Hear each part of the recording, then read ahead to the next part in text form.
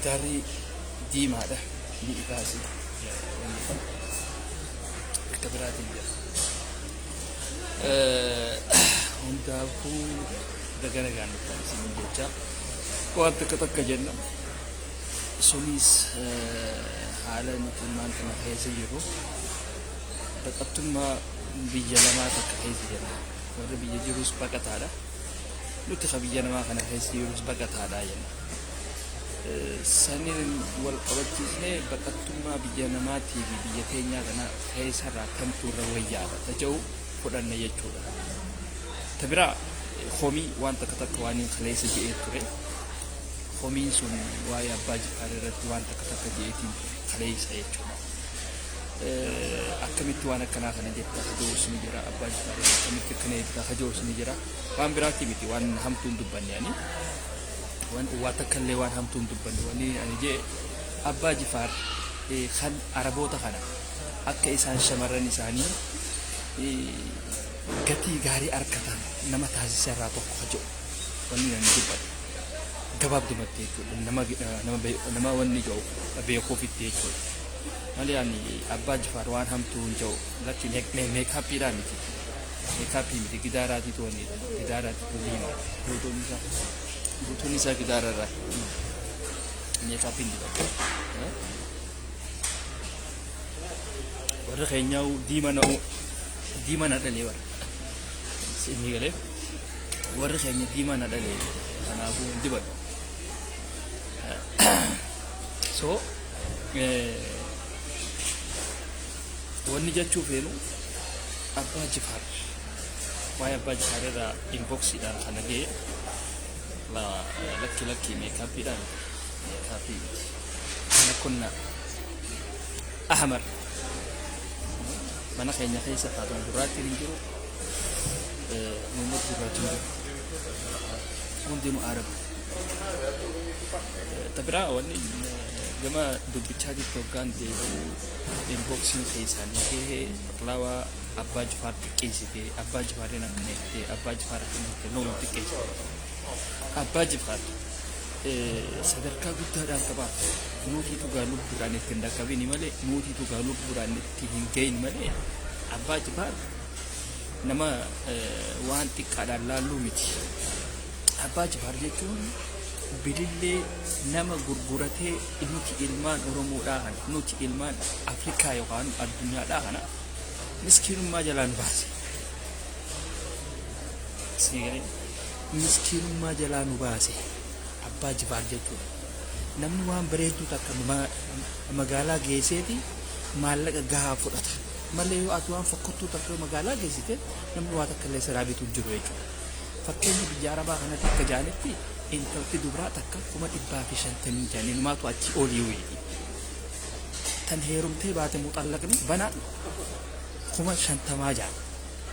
مستعمل يعني أساسا وخان سكنتان سي جانيسا سي لمن يتبعي دمي أتدار بيجو خما شانتام هايجو أكا إسيم خما إبابي شانتام جيس وخانقول إيه أبا جفاد عرب أكا إني إنت الإسا كبري مالا قدران قرقراتي إراهيل فايدو وخانقول أبا جفاد مال رد كان قول إيه جتان بلل محبوبا سان قرقراتي bilillee mahbuubaa san gurguree asii nu ga'e jechuudha. Dhaabbadha waan kanaa. Ani wanni hin qabu bara. Bilillee mahbuubaa san gurguree jechuudha. Amma kunoo bilillee mahbuubaa san gurgureeti maaliif mucayyoon hedduu bareeddi. Hedduu wanni amma ilaalanne shamarran keenya hajimmaa kana. Khalaqni isaanii wal dhaba. Ijoollee keenya tajima dhiiraa fi shamarran isaanii ilaala. Hidhiintuu wal fakkaatti ijoollee jimmaa kana. Dhiira isaaniitiif dhalaa isaaniitiif sagaleedhaa yoo adda baaste malee gama hidhii kanaan uummanni tokko dhiiraa fi dhalaan isaanii hundees ilaalaa ijoollee jimmaa kana. Hundees ilaalaa. Waan asii fi kana cicciratan miti kan hin baanamu hidhii gama hidhii kana ilaala. Hidhiidhaan dhiiraa fi dhalaan ijoolleen jimmaa walirraa mura. guutuun isiidha wal fakkaatti jechuudha. So kanaaf abbaa Jifaar nama yeroo duraatiif akka nuti kun biyya namaatti wal barru nama nu taasiseera ta'u tokko jechuudha. Ammoo baqattummaa san akka ilmi namaa biyya namaa dhaqee baqatu kan dura itti fayyadame Oromoo dura Somaaliidha. Oromoo dura Somaaliidha. Somaaliin amma waa'ee baqattummaadhaatti kana tolchitee beekti. Tolchitee beekti biyya namaa tana keessa jirti biyyi isiin keessa hin jiru. Kaayiroo tana keessa ni jirti. Saawudii Arabiyaa ni jirti. Addunyaa kana guutuudhaatti jira. Ammoo ni dalgatan wal daleessiisan ammas. Akka keenyaa kanatti ta'anii ofirratti nyaatan jechuudha. Oromoo qofa ka biyya namaa tana hogga deemu taa'eetuma nyaatu. Oromoo qofa ka biyya namaa tana ta'a hogga deemu taa'eetuma shiishaa dhugu. Dhalaan teenya shiisha dhuguti, dhiirti keenya shiisha dhugu. Hin dalagu waa takka faayidaa takka hin qaban jechuudha. Biyya guddattees akkasuma beeka. Kanadattis akkanuma, Awurooppaa tanattis akkanuma, Ameerikattis akkanuma, the same shit. Tokkuma jechuudha Oromoo. Laal tokko ka dukkaana banatee dukkaana isaa san Oromoon dhaqee irraa bitu jiru. Oromoon dukkaana Oromootti irraa biturra dukkaana hamaaraa tokko irraa yoo bitee na wayya. Si galee achi dhaqee yoo irraa biti irra wayya. Mee nama Oromoodhaa ka dukkaana qabunatti fida hin jiru. Somaaleen garuu Somaalee hedduudhaan isin lakkaa'uu danda'a. Somaalee jechuudha. Biyya wanni ittis Kaayiroodhattis akkasumatti walirraa wanni jaan jechuudha. Amma Somaaleen hawaalaa ergitii waan adda addaa wanni gooti wal bira ta'anii wal daleessisan jechuudha. Keenya kuni ni dalaga dhufeetuma nyaata. Bas faayidaa takka hin qabu jechuudha. Faayidaan takka hin jirtu. Barboo doktara keenya, piroofeesara keenyaatiitu akkam dhukkubsatee bar deemee bikka biraa wallaanamaa bara. Piroofeesarri Oromoodhaa yookaan doktorri Oromoodhaa yoo dhukkubsate doktora Oromootiitti naqee qarabbeeta bookun doktara Somaalee bira dhaqa yookaan kan biyya bira ofaa bira dhaqa. Barbootu rakkoodhaa barbootu. Kana jechuun nutiin kun wal guddisuu hin beeknu. Nutiin kun warra hiistii qabu raayii tokkoodha. Si galee. Akkuma fakkeenyamma kaleessa moo yoomisa Arsiin wanni hin qabdiin je nugusanii qabdiin je kaleessa. Amma ijoolleen takka keessaan dhuftee nuti Jawaar Mohaammed qabnaa jettee beekte lakki boo Jawaar keessanii deemaa. Si galee. Jawaar Mohaammed qabnaa nuti abaloo qabnaa akkamitti kana jettaa yaa'u beekte. Noo sanii miti nugusa qabaattan fidaadhaa. Harargeen caamaan namicha jaamuu qabdi inni illee yoo miskiina ta'e akka abbaa Jawaar illee yoo ta'u baate caamaan namicha jaamuu qabdi hin jeen. Harargeen ni qabdi caamaan namicha jaamuu ifi warroottan biraati illee ni jira. Garuu maqaa caamaan jedhu kana caamaan maqaa Amaaraatiin nurraa jijjiira. Caamaa wanni jaamaa tuni maqaa kun maqaa Amaaraatiin nurraa jijjiira. Okay. Tana nuuf godha. Okay. Tabira Arsiin nugusa ni qabdi hin qabdu isin nugusa hin qabdu. Nugusa kan qabu taajira qauma hundaa'u beekamaa Jimma qofaati qaba. Nugusa kan bitee gurguru. Falaac qoraa caqatee nugusa kan qabu Jimma Abbaa Jifaar malee tokkollee hin jiru. Maqaa Abbaa Jifaariin Haayila Sillaaseen nugus Haayila Sillaasee jedhamee siigal malee hin jiru. Saawudii keessa warreen nugusaa warri jedhamu isarraanii ka dhufe isa waa hunda fakkaataase jechuudha. Kanaaf Abbaa Jifaar akka nuti dhugaadha miskiinummaa keessaa baanu kan nu taasise isa jechuudha. Kan nu taasise isa intala bareedduu san fuudhee gurgureeti beekee namni waan bareedduu hogga fuudhee bikka takka geessu ilmoon isii sanirraa baatu wal geessi addunyaa kana. Siire ati yoo intala bareedduu takka fuute ilmoon ati isii sanirraa dhaltu kaantu fuudha akkasi bareedduun tun wal heddummaachaa deemte jechuudha. Yookaan kaan fofokkottuun ati fuutu tuni wanni isiin dhaltu fokkottu kan dhufee isirraa fuudhu hin jiru habiibi. Yoo hulaa bante qofa isiin zabanyaa ta'uudhaaf bu'aa qabdi malee zabanyaa ta'uudhaaf malee nam tokko intala ni qabdaa jee kadhubee laalee aboo kaxabbasuu hin jiru yaafee haaya kajoonuu hin jiru maala. Fakkeenya laala amma feesbuuk irratti laala shamarran bulguu namni haaya joon hin jiru namni nama moo sareedhaa joon hin jiru warri yommuu bareedduu taate ka'ee barbaadaa bar subii barbaadaa bar otoo fuulan dhiqanne ka'ee barbaadaa bar bareedduu qofa laala sama keessa sii galu sanii jechuudha. Kanaaf amma abbaa Jifaar intala Mahbuubaa bareedduu san Jarman geessee gurguree jechuun maallaqaan. Gandummaa dhiisi. Boo gandummaan qabdu yoo gaa'esin ganda keessan keessa yoo fokkottuun jiraatte isinummaan ittiin deemaa gurgurama. Dhugaa jirtu isinitti himne gandummaa jedha. Rakkoo qabdanii bali isinitti. Dhugaa jirtu isinitti himne hin fudhattanii bali. Gandummaadhaa miti tun. Yoo fokkottuun mana keessan jiraatte fokkottuu teessanii hojii usiitti taa'e. Anzaayirii sitti waan bira dhoo isaan hin jiru. Maal taata moo gandummaadhaa gandummaa miti tuni tun waan jiraati waan jimma qabu irraan fuudhina kun waan isaati. Abbaa Jifaar Mahbuubaa bareedduu san fuudhee gurguree bareedumminni shamarranii achirraa kan wanni ta'e jechuudha. Jarmaniin tuni bareedduu shamarraniitu achirraa kan waan faffacaate addunyaa tana wal geesse jechuudha. Siigalee nama miskiinummaa arhee barinni Arabni kun akka isaan nama ta'an kan godhe isa. Arabni intala isaanii dubra qawwee qabatee taa'ee eeggata. Qawwee qabatee taa'ee eega jechuudha. Akkasi beekuu dandeessa. Kana godhaa maal taate yaa'u.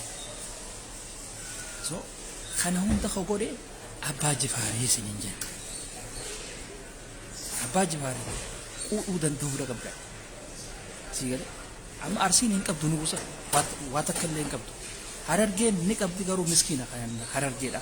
Akkana hoggaan hin jedhu aaruu qabdan Harargee. Caammaanuu rifeensan garuu maqaa Amaaraati. Amaaraa liyoon jira liyaasa'u. Nugusni keenya suni Amaara ta'uu mala. Ayitaawwaqamu. Liyoonum jira bakka. Siigalee.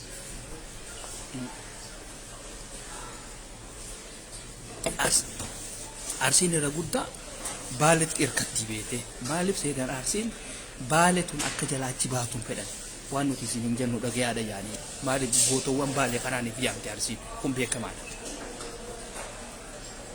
Maaliif kadhee xayyaara buusuun dinu kabaalee jira. Kafiitee xayyaara buusuun dinu gootowwan waaqoo guutuutiif dinu baaleen jireenya. Kanaaf isaan kun akka Eertiraatii fi akka Tigraay isaan kun waan heddummina irra qabanii nuti Arsiidha ja'anii dhiibbaa irratti oofan Arsiin akkasii kun beekamaa. So diduu hin qabdan jechuudha. Wanni Abbaa Jifaar tana fakkaatti. Kanaafuu nugus Abbaa Jifaar qabaataan waan akkasiisan dalaganiin isiniin ja'a.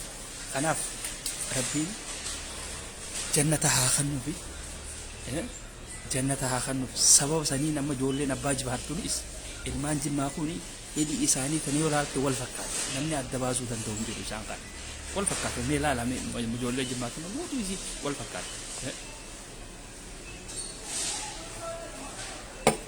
Akkasi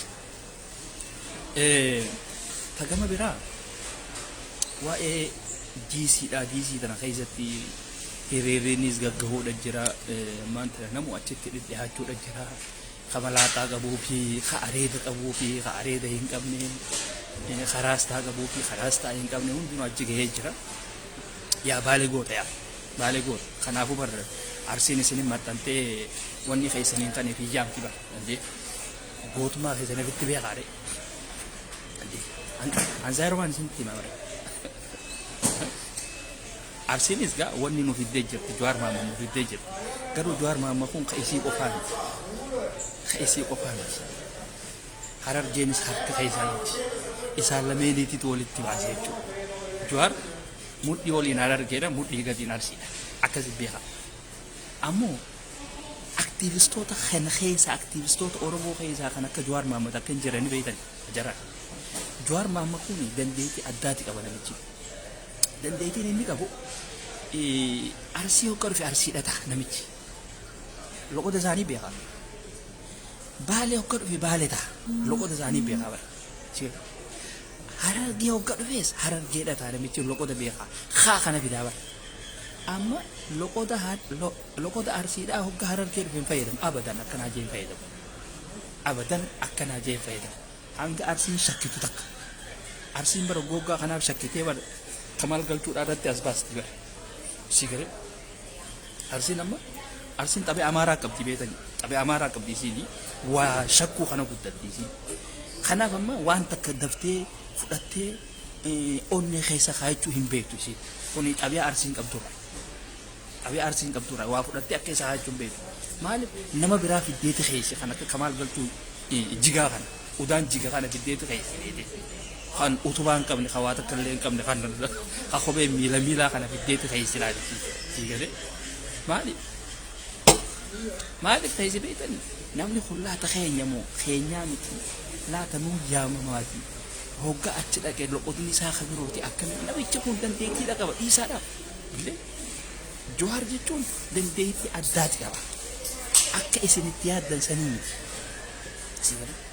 akka Harargeen itti yaaddu sanii miti Harargeen eessanii shakkite hogga inni kun arsii dhaqe saboo kun loqota addaa dubbataati kun gurbaan isaanii ija arsiinis hogga inni Harargee dhufe loqota Harargee waan dubbatu boofni keenyaa miti jetti hogga shawaa dhaqee inni waan biroo dubbatamas hayi amma gaa uummanni afaan wallaaleeti saboo gurbaan kun akkamii ija wallaaleen jechuudha amma arsiin oduma jettuuti Kamaal Galchuudha kan jaakkata roobaa uffatee deemu kana fiddee jechuudha sababa sanitti bara Kamaal Galchuudha kaasii fuudhanii hajjiillee geessan maallaqaa fi kana irraa baasanii asii fuudhanii geessanii shamarran gurguddaan sun maqaan binti Maarreedhaatii fi binti Zeetii fi binti Sumayyaa fi binti Fuuzii fi kun karaati basii fudhatiin kan huccuudhaa fi kanaallee biraan jijjiirina asii isa simanneetti haatee dheetii asii wanni taate namichi dheebuudhaatiitu tiiraatii gaafa qabanii Finfinnee dhagga darban pirezidaanti Maammeen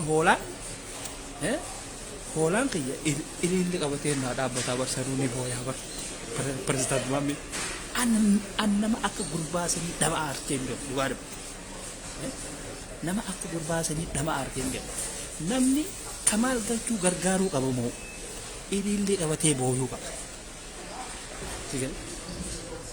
inni tasaati goota haanaan jedhanii Kamaal Galchuu cinaa dhaabbatee ililli dhaabe kana kan deebi dubbiin akkasii miti yoo si gala eerpoortiidha shamarran kun waggaa meeqa mana arabaa kana keessa turan waggaa meeqa jechuudha si gala hanga Kamaal Galchuudhaa beeran kana dhufee kanatti fittas maxxansee barlaala kana godha barsadu akkana keessattuu asirratti dhaamsa tokkoon isinii dhaaba warri dhiiraa warri jaartii qabdu gurbaan kun saahiba kiyyaa itti hoggaatti saahiba keetiin maramtu garteemi jaartii itti akka itti dheeqeetti maramtu ittiin dhiisi si gala yoo ati itti dhiiste jaartii ta'e akkanatti akkam fayyaadha ijoollee jeetan jaarsi kee okkam waan ta'e okkam laal harmi feedaaf bata bakka himoota hidhu'aan siin jaa wallahi ni du'a akkana jettanii jaartii keessan ittiin dhiisina isii ta'a achuma akkana hayattuun akkana hayattuun jaartii haatee isatti maramtee akkana inni wali isumaaf dhiisi dhugaa rabbii isumaaf dhiisi bakka ta'isaa taatee jirti dhiisi maal hay isinii barba Oromoon tun bara shaatiraa biti ani bara hoggaa kanaafiin bara isinii kun natti hin baane isiniin jaabara ani Turkiidha waan Turkii ta'eef waan kana hunda isinitti si gale jaartii qabda taanaan jaartiiti akkanaa jettee namni kun saahiba kiyyaa obboleessa kiyyaa jettee deemii harka fuudhee yookaan itti maramii hin jeeniin laala ilmi dhiiraa hogga kanatti itti harmi isiidhaa kun keessattuu kana dhaabbataa beete as dira jechuudha inni harma isii kana marama kana godhaa barra fayyaadha nagaa jaani bal'aa laal akkan ummaanti yoo fayyaadha laal hanga harmi isiidhaa irratti gajjibu hunda nagaa addaatti itti gaafi gaafataa salaamtaan seena haadhaas ni gaafata ummaanti akka mijaan abbaan kee akka mijaan faamili isaanis akkuma eega gaafatee bite ollaallee gaafataa bara siigan dubbiin itti toluu keessa jaarsiisii way beekaanii camma jee dhaabbataa bara yookaan moobaayila fa'aa tuttuqaa bara ummanni duraa wal beekan fajaabeetee hoolaadha bara siigalee hoolaadha kanaaf habiibii jaartii teetaanaan fageessi nama jala fageessi gowwaan teena keessattuu dhiirti teenya Oromoo yookaan uummanni Itoophiyaadhaa kuni uummata gowwaadha. Uummata gowwaa dhalaa bas itti kanneetu indeennesh danaanesh salaamesh aaw deemme mannoo xaffa ittiin bara. Achi keessatti namni hariiroo uumaa waayirlasa waan jaamaatee jira achi keessatti chaarjii walii kannan bakka itti gadhiistee jaartii ta'e harma tokko ati manatti ajjeestee jirta kalammataa isaatiitu si ajjeesee jechuudha. Hogga mana waliin galtan waan dhukkubaatii na dabrisiin jette irraantan hin danda'u. Ganamaan chaarjii fudhattee ganamaan chaarjii waan fudhattee ati kadhachaa oltus deemee akkasiin jetti na dabrisiin jetti. Si galee na dabrisiin jetti kadhachaa oltus khalaas yaafee waa takka sin dhageessu. Sanuu shamarran Oromoo tana keessaa shamarran Marsiidhaa fi duuti ko oowwituudha.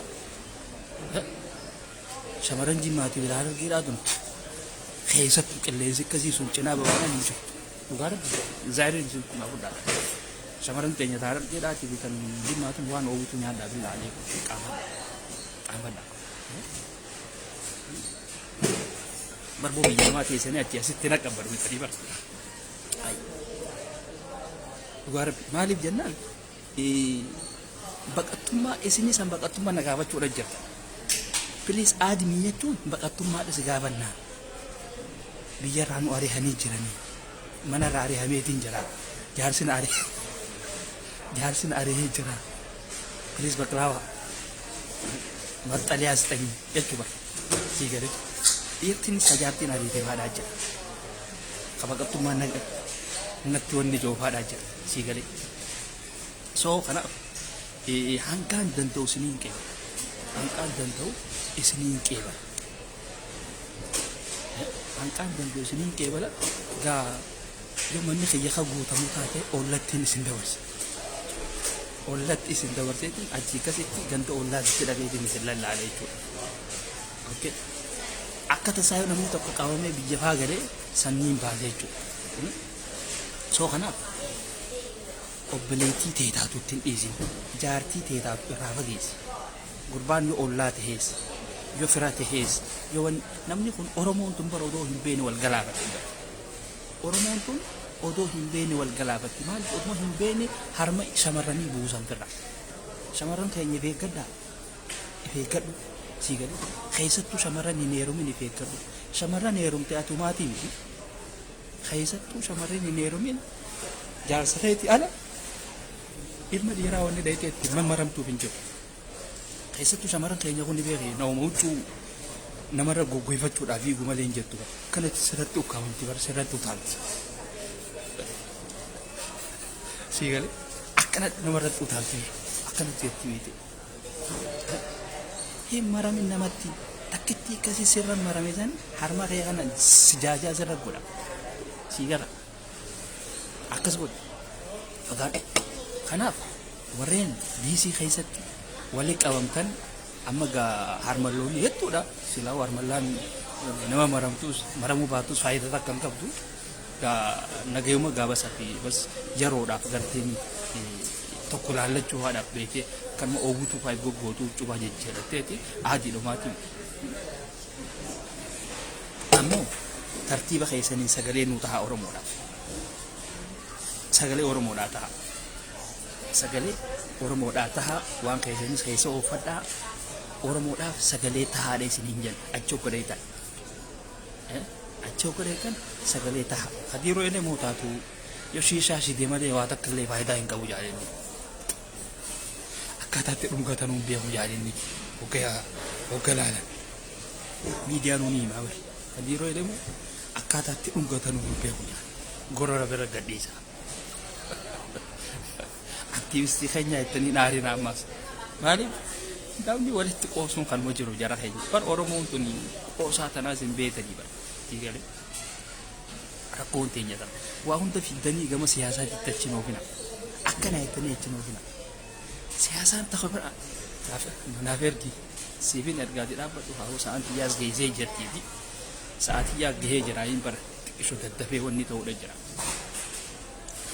So wajjara keenya baqattummaan hogga isiniin jennu nutiin kun ilaa yoom akkana biyya teenya tana keessatti baqataa taanee kaasii amaarii alaabaa isaa kanatti lululu nutiin kun biyya teenya keessatti hawaata kallee godhachuu hin dandeenye ilaa yoom ummata kana dheessinaadha barduun gaafiidhanaaf yaa'u dhugaa rabbi ilaa yoom akkanatti ummata kana dheessinaadha yoomii kan nuti hidhannee diina kana birraa baasu biyya teenya keessatti biyya abbaa keenyaa keessatti yoo baqataa taane yoo waa takkallee godhachuu hin dandeenye akkami qoodhu bartuu rakkoodha hiriira bahuu hin dandeenyu Itoophiyaa san keessatti ka'amaarii kun kanatti hiriira bahu ka'amaarii kanatti alaabaa isaanii akka fedhanitti qabatanii deeman nuti Oromoon biyya san keessa dhalannee biyya abbaa keenyaa ta'een waa takkallee godhachuu hin dandeenyu yaanaas billa aleeku hay barboon nutiin kun ummata kufee bar ummata hayyootan keenya san mana hidhaatirraa baafachuu hin dandeenye yaa jamaa nuti asirraa Facebook irraa waan feenee waliin jenne bar nuti maatii miti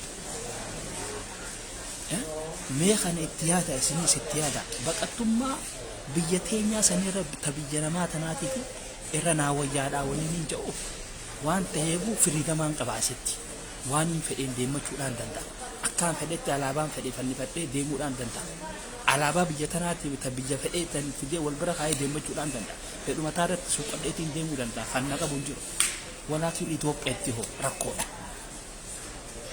Itoophiyaatti hedduu rakkoodha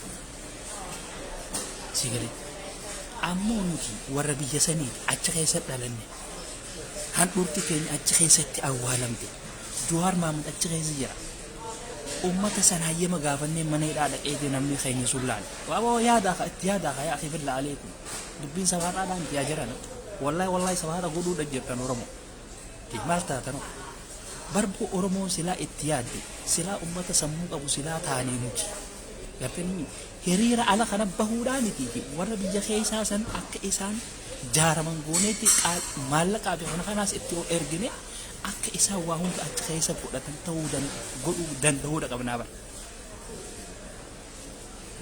siigalaan akka isaan achi keessatti waa hundaanuu godhatan ta'uu danda'uudha ilaa yoom kan faranjitti iyyitu ilaa yoom biyya teenya keessatti diinummaan moo diinummaan achi keessatti moo diin dhalate Goojaamirraa dhufee hogga Finfinnee Harargee Arsii Baalee kana hunda Shawaa kana hunda keessa deemee asii waa meeqan godhu kamii gaabo mee laalaa isinummaan itti yaada Jawaar Mohaammed dheeqee gaafachuu hin dandeessu siin jedha Baqqalee dheeqee gaafachuu hin dandeessu siin jedha mana hakimaa harkachuu hin dandeenye siin jedhan isaa wanni hundinuu hayyama keenyaan hayyama nurraa fudhatanii fincaanuu qabanii siin jedhan meetan itti yaadaa qabu isin ilmaan Oromoodha isin hundinuu itti yaadame bar akkana waliin taphachaa walii wanni jechaa dhugaadhaas walitti himuutu waan gaariidha beektanii bar biyya tee keessatti amma hogga biyya Arabaatti irraa qabamtee hogga buute yoo afaan Amaaraa hin beekne rakkoodha jechuudhaati gaallaa jaanis yaaman afaan Amaaraa beekuun najaa baha jechuudha hoteela san kireeffachuudhaaf ati dirqama afaan Amaaraa beekuudha qabda jechuudha wanni ka abbuttaa hoolaan rifeensa hin qabne areeda hin qabne kun biyya san keessaa baafatee qoteen maal Amaaranya ስለማ ይችላል እኮ ኢምቤ ኩሬ አፋን አማራ ይሰባሳት ይበል በቸግረው እኮ ነው አሁን ያው እዚህ አሜሪካ መጥቶ አንገቱን የሚነቀንቀው ሲገል ዋና አፋን አማራ ኢምቤኔ ጋቢ ደቀባ ወጋስ ዱቤ ጋበስ መታሉሉ ላቤታኝ хан ስላ እኛ አፋን አማራ ቤት ብኔ ሰንከ ይዛን በቁ ዋና አፋን አማራን ቤኔ አንጋሳ ቆፋቲቱ ቤት inni Amaara ta'uu nurra namichi sun Amaari kanaa kun hedduudha kan hulbata nyaatee nu keessa base afaan Oromoodha akka gaarii bulbulaasu namni Harargeedha afaan Oromoodha akka hangaasaa dubbatu hin jiru Amaara sun dhugaa rabbii namni Harargeedha kan Oromoodha ani Oromoodha abbaan kiyya Oromoo haati kiyya Oromoodha jedhu hin jiru yoo nama bakka gaarii baratee yoo ta'in ምናልባት ነሱ ሱን ዱርሎተ የለ ጉደቹ ነው ማለ አማራ ቆፋቲቱ አፋን ኦሮሞዳ ኸይሰቱ ለቆዳ ሀረርጌቲ አርሲዳቲ ከነከን አከ ጋሪ ዱበተ ቡልቡል ወሬ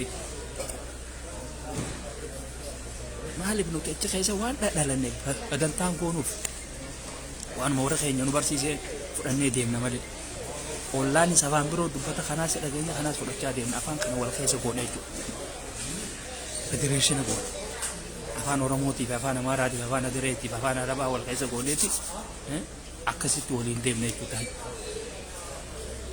Ammoo biyya teenya keessatti baqataadhaas ta'uun waan hedduu nama ajaa'ibaati.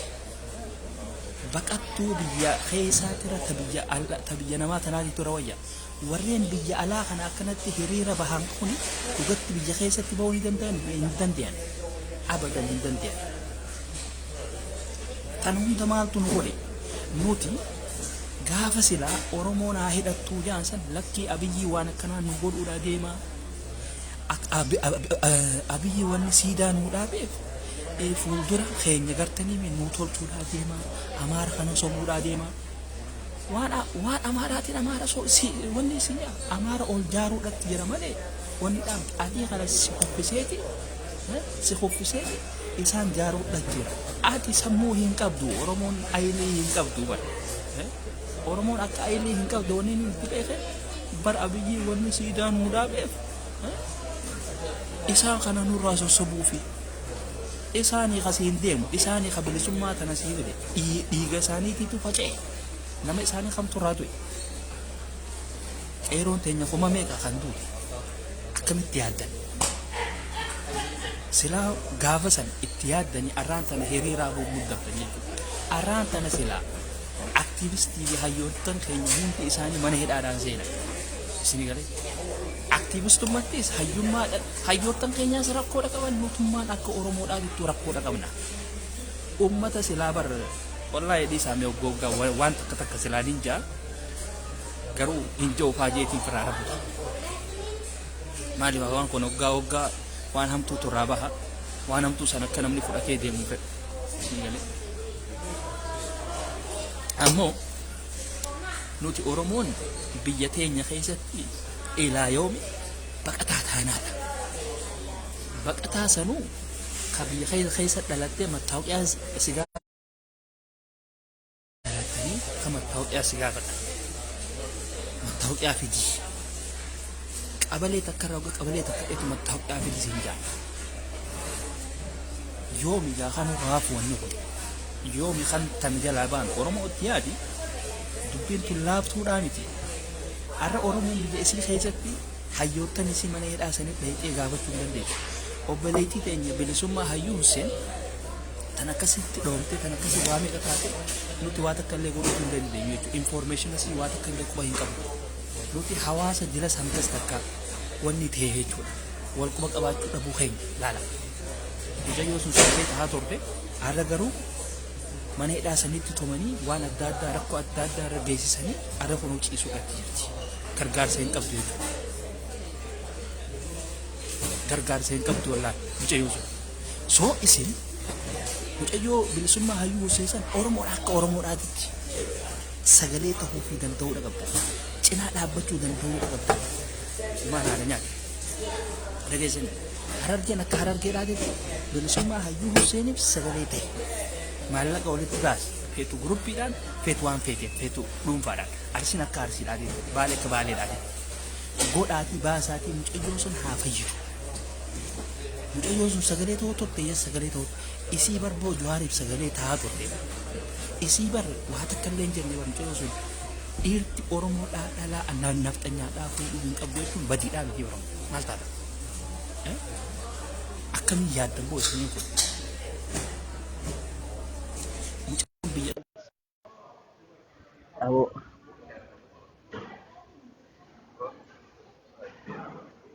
Jara keenya firraa hin deema walitti deebina hundaafuu walitti deebina yeroo gaarii nuu qabaadha. Telefoonaan na cinqu jiraati.